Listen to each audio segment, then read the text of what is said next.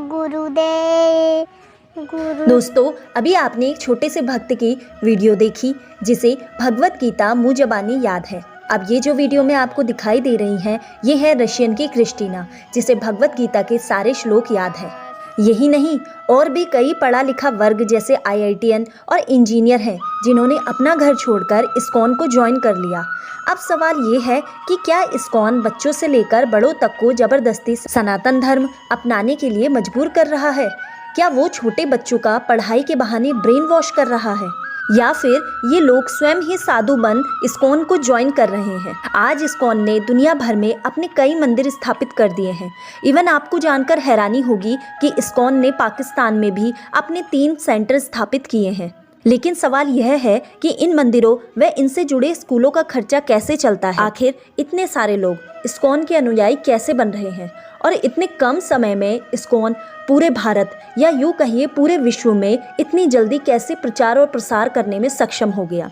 आइए आज इन सभी सवालों का जवाब आज की वीडियो में जानते हैं। इसलिए आज की वीडियो को अंत तक जरूर देखिएगा, क्योंकि इस वीडियो के माध्यम से आज आप इस्कॉन सोसाइटी का पूरा सच जान जाएंगे। तो चलिए शुरू करते हैं आज का वीडियो। दोस्तों, इस्कॉन का पूरा नाम international society for Krishna consciousness है, जिसकी स्थापना एक केमिस्ट्री ग्रेजुएट व्यक्ति श्रीला प्रभुपाद जी ने की थी, जिन्हें 1920 में उनके गुरु ने श्री कृष्ण भगवान के आदर्श यानी भगवत गीता का उपदेश जनमानस तक पहुंचाने का कार्य सौंपा गया था। उन्होंने अपने इस कार्य को इतने लगन से किया कि सिर्फ 3 दशकों में ही इस्कॉन ने 60 देशों में 225 मंदिर स्थापित कर दिए। लेकिन चौंकाने की बात यह है कि इतने कम समय में कोई धार्मिक संस्था इतनी लोक प्रसिद्ध कैसे हो सकती है? सबसे पहले इस्कॉन की शिक्षा की बात करते हैं। क्या इस्कॉन सेंटर वाकई बच्चों के ब्रेन वॉश कर रहे हैं? इस्कॉन स्कूल की विशेषता ये है कि वहाँ के पाठ्यक्रम में हिंदू रीति रिवाजों के साथ मॉडर्न शिक्षा भी दी जाती है। इसलिए सभी माता पिता अपने बच्चों को इन स्कूलों में पढ़ने भेज देते हैं। लेकिन यदि कोई कंप्लीट स्कूल में नहीं पढ़ना चाहता तो कुछ इस्कॉन स्कूल ICSC और ISC बोर्ड से एफिलेटेड भी होते हैं और इन स्कूलों में एक पीरियड में धार्मिक शिक्षा जरूर दी जाती है। पर अगर आपके बच्चे के स्कूल का इस्कॉन से दूर दूर का कोई वास्ता नहीं है तो आप संडे स्कूल और ऑनलाइन प्रोग्राम के थ्रू भी अपने बच्चे को इस्कॉन की शिक्षा दे सकते हैं। अब बात करते हैं इस्कॉन में रहने वाले लोगों के तौर तरीकों की। इस्कॉन में 2 तरह से रहा जाता है। एक व्यक्ति जो ब्रह्मचार्य अपनाकर मंदिर में ही रहते हैं। इनके साथ ही इस्कॉन में हम जैसे साधारण लोग भी के कार्यक्रम सेंटर को 4 से 8 तक अटेंड करके अपने नॉर्मल शेड्यूल में वापस आ सकते हैं। इस्कॉन की इस मॉडल के कारण लोग अपने नॉर्मल लाइफ को चेंज किए बिना भी इस्कॉन से जुड़े रह सकते हैं। इसलिए यह एक प्रमुख तरीका है जिसके कारण लोग ज़्यादा से ज़्यादा इस्कॉन सोसाइटी से जुड़ गए। इस्कॉन सोसाइटी के मेंबर्स का मेन काम होता है भगवत गीता के मूल भाव को ज़्यादा से ज़्यादा लोगों तक पहुंचाना। इन्हें मंदिर की तरफ से ही निर्देश दिए जाते हैं कि लोगों को मंदिर, पार्क, मेले, स्कूल, किसी भी तरह के सार्वजनिक स्थलों में जाकर उनसे बातें करें और अपनी किताबें बेचें। और इसी इंटरेक्शन के थ्रू ही मंदिर के साधु लोग अपना मैसेज कृष्णा कॉन्शियसनेस लोगों तक पहुंचाते हैं।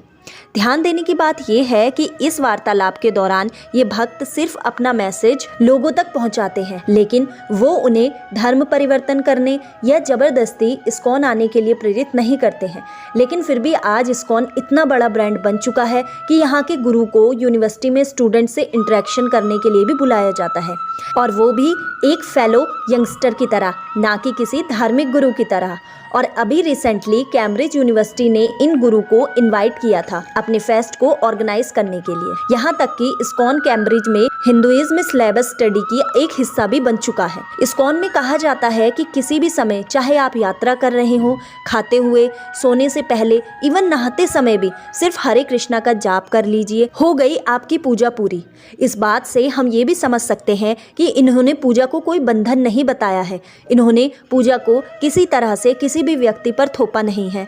इसलिए सामान्य जन अपनी मानसिक शांति और सामाजिक बंधनों से मुक्ति पाने के लिए इस्कॉन की तरफ अपने आप ही आकर्षित हो जाते हैं। अब है इस्कॉन का सबसे बड़ा कार्य, यानी फूड फेस्टिंग का। एक आंकड़ों के मुताबिक इस्कॉन सोसाइटी के लोग हर रोज 1 मिलियन लोगों को खाना खिलाते हैं। ये कार्य भी प्रभुपाद जी ने 1970 में ही शुरू किया था, जब उन्होंने एक रोटी के टुकड़ों के लिए गांव के कुछ बच्चों को कुत्तों से लड़ते हुए देखा।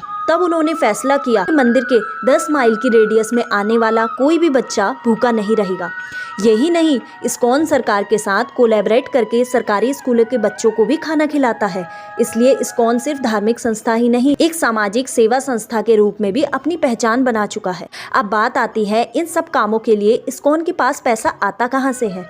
इसका श्रेय जाता है इस्कॉन के बड़े बड़े डिवोटर्स यानी साधु संतों को, जैसे गौर गोपाल दास जी, अमोघ लीला प्रभु। इन जैसे ही डिवोटर्स सोसाइटी को पे बैक करने के लिए मोटिवेट करते हैं। साथ ही इस्कॉन किताबों के द्वारा भी कमाई करता है और इसके साथ ही इस्कॉन के कई होटल और बेकरी भी चलती हैं जो इस्कॉन टेम्पल की कमाई के साधन हैं, जिसके द्वारा इस्कॉन कई सामाजिक सेवाएं समाज में करते हैं। इस तरह से मुझे ये बात तो समझ आ गई कि धर्म का अर्थ है अपने सवालों का सही अर्थ जानना, और इस्कॉन इन सभी सवालों का सही अर्थ बताता है और ज़बरदस्ती धर्म को आप पर थोपता नहीं है, और साथ ही समाज के प्रत्येक व्यक्ति को समाज सेवा की ओर अग्रसर भी करता है।